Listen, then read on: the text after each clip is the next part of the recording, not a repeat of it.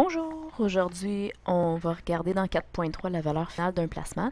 On a vu dans l'introduction qu'il y avait une façon plus simple que de faire une table de valeur à chaque fois qu'on voulait déterminer la valeur finale d'un placement. On a regardé un petit peu une formule qui nous permettrait de le faire dans un calcul. Donc on va mettre ça en application immédiatement. Pour l'exemple 1, voici ce qui se passe. Pia investit un capital de 750 dans un certificat de placement garanti pendant une période de 10 ans à un taux d'intérêt de 6 composé annuellement. Donc voici qu'est-ce qu'on va faire pour déterminer la valeur à l'échéance de notre certificat de placement garanti. On va dire chaque année, la valeur du placement augmente de 6 Donc, on avait 100 on rajoute 6 comme on faisait dans l'autre unité avec la croissance exponentielle.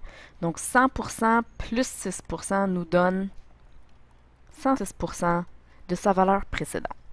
106%, si tu n'es pas certain, tu peux prendre ta calculatrice, 106 divisé par 100, mais ça donne bien 1,06. Donc ici, notre facteur de croissance va être 1,06.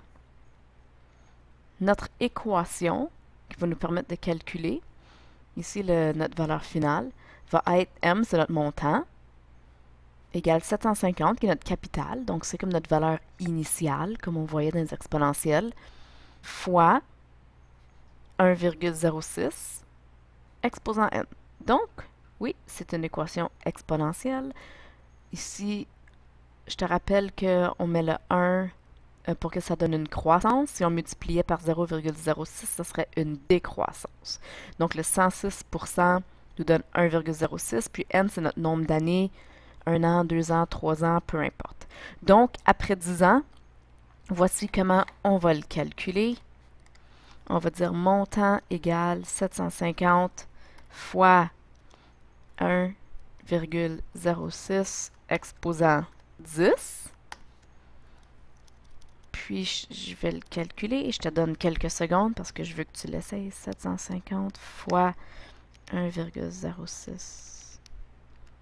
Ça me donne 1343 et 14 $. Donc encore une fois, on va mettre un signe environ. Juste pour montrer qu'on sait que c'est pas exactement. On a arrondi ce virgule 1357, donc j'ai mis 14. Donc c'est beaucoup plus simple de faire comme ça à l'aide d'une formule. Valeur initiale fois notre facteur de croissance. C'est pas mal plus simple que de faire une table de valeurs où tu dois calculer chaque valeur.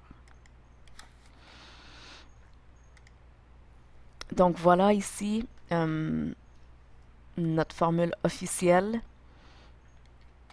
qui est ici.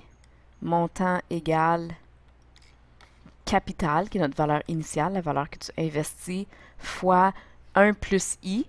Essentiellement, donc si c'est 5%, tu vas mettre 1,05 pour que ça fasse une croissance. Puis n, qui est notre nombre d'années, 1 an, 2 ans ou 3 ans.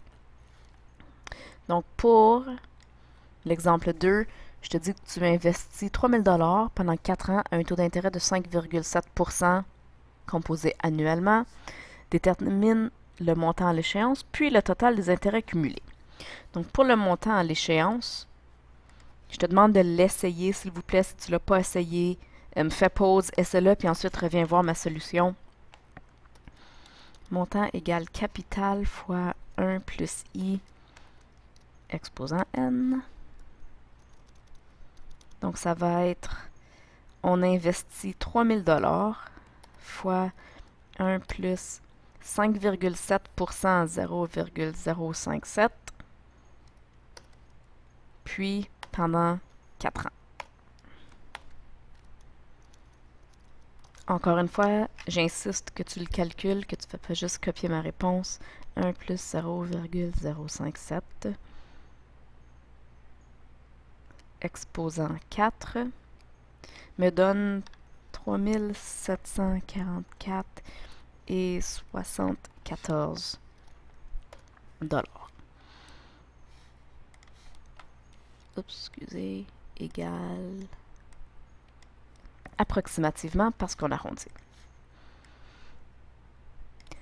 Maintenant, pour le total des intérêts cumulés, on va souvent vouloir savoir combien d'intérêts on a fait pendant la durée de notre placement. Tout ce que tu as à faire ici, c'est dire ben, le montant à l'échéance, c'est 3744,74. Initialement, tu avais mis combien de ta poche? Tu avais mis 3000 $. Donc, tu as à soustraire les deux chiffres, ça va donner combien d'intérêts tu as fait.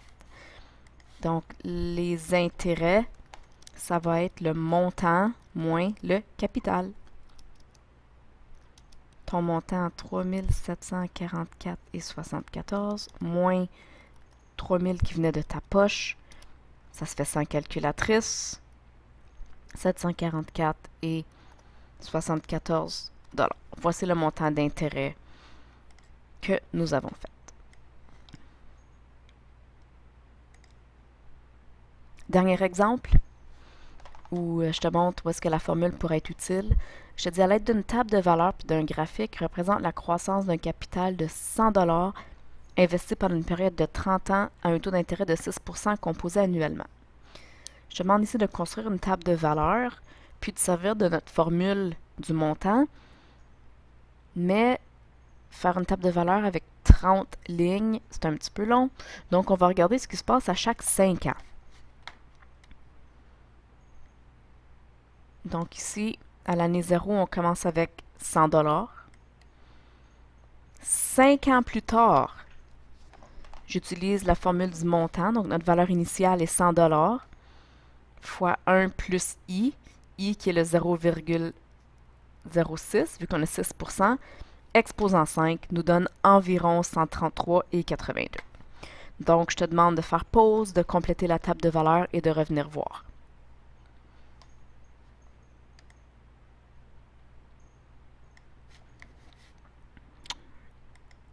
Et voilà. Je te laisse vérifier tes réponses. Donc, à la fin de 30 ans, on devrait être rendu à 574 $ et 35 cents. Donc, c'est une façon que ce soit un petit peu plus rapide.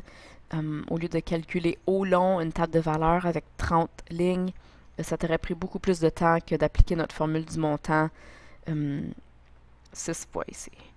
Donc, j'aimerais que tu fasses un graphique dans Desmos, puis tu peux faire un copier-coller dans tes notes, au moins que tu aies une copie de... juste pour voir une copie de ton graphique. Donc, tu fais insérer table de valeur. Ensuite, tu rentres tes chiffres. La table de valeur est juste ici. Et voilà ce que tu obtiens. Donc, ça nous donne une belle courbe exponentielle. Pour la partie B, je te dis à l'aide de la table de valeur et du graphique montre que le montant du placement présente une croissance exponentielle. Bien, juste en regardant le graphique, on peut voir que c'est une courbe qui augmente assez lentement au début, puis là, de plus en plus rapidement. Donc, ça semble être exponentiel. Si on veut le prouver dans la table de valeur, on a juste à vérifier ici, comme on faisait dans les exponentielles, par quoi on multiplie à chaque fois. Si on multiplie toujours par le même chiffre, c'est une exponentielle. Donc, une façon de le voir ici, c'est de dire quel est notre facteur de croissance. Si tu fais 133 divisé par 100, notre deuxième chiffre ici divisé par notre premier, ça fait qu'on a multiplié par 1,34. Ensuite, on peut vérifier le prochain, 179,8 divisé par 133,82 nous donne encore 1,34. Ça veut dire que entre ici et ici, on a fait fois 1,34. Entre l'année 5 et l'année 10 encore, on a fait fois 1,34. Ici, fois 1,34 et ainsi de suite. Donc, puisque on multiplie toujours par 1,34, ça nous donne une courbe exponentielle. Si c'était n'importe quoi d'autre, soit qu'on additionne, ou si on va chercher les deuxièmes différences qui sont égales ou quoi, ça ne nous donnerait pas une courbe exponentielle. Donc, je te rappelle, pour que ça soit exponentiel, il faut toujours qu'on multiplie par le même chiffre, qu'on a le même facteur de croissance. Et c'est tout. Je te demande de te mettre au travail sur la pratique autonome.